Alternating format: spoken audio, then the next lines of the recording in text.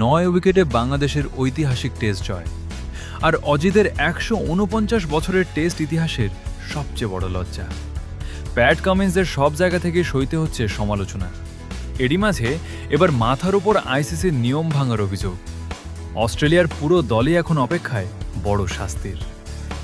Darwin টেস্টের তৃতীয় দিনে অস্ট্রেলিয়ার বোলিং করার কথা ছিল 90 ওভার, কিন্তু অজিরা করেছে 86 ওভার, 4 ওভার কম। আর এই 4 ওভারই অস্ট্রেলিয়ার জন্য বড় বিপদের সংখ্যা। আইসিসির নিয়ম অনুযায়ী নির্ধারিত সময়ে ওভার শেষ করতে না পারলে 100 ওভার রেটে শাস্তির বিধান আছে, আর সেই হিসেবে প্রতি ওভারের জন্য ম্যাচ ফির 5% জরিমানা করা হতে পারে।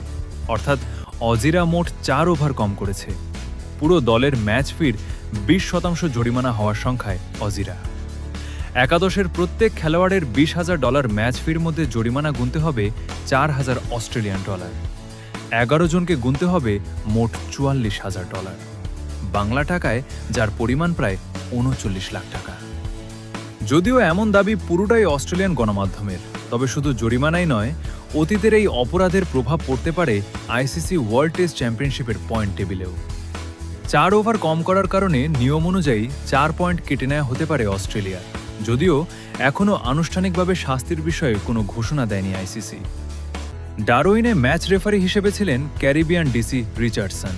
তার রিপোর্টের পরেই সিদ্ধান্ত নেবে বিশ্ব ক্রিকেটের নিয়ন্ত্রক সংস্থা। ওয়ার্ল্ড টেস্ট চ্যাম্পিয়নশিপের টেবিলে 84 পয়েন্ট নিয়ে এখন সবার উপরে অস্ট্রেলিয়া। তবে 4 পয়েন্ট কমলেও খুব একটা অসুবিধা হবে না অজিদের, কারণ পয়েন্ট পার্সেন্টেজ কমবে না। অন্যদিকে অস্ট্রেলিয়ার বিপক্ষে ঐতিহাসিক জয়ে 66.67 পয়েন্ট নিয়ে টেবিলের 4র্থ স্থান পাকাপোক্ত করেছে বাংলাদেশ।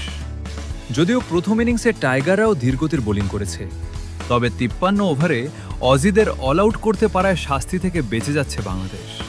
বিপরীতে শান্তরা পুরো 183 ওভার ব্যাটিং করায় বিপাকে পড়েছে অস্ট্রেলিয়া।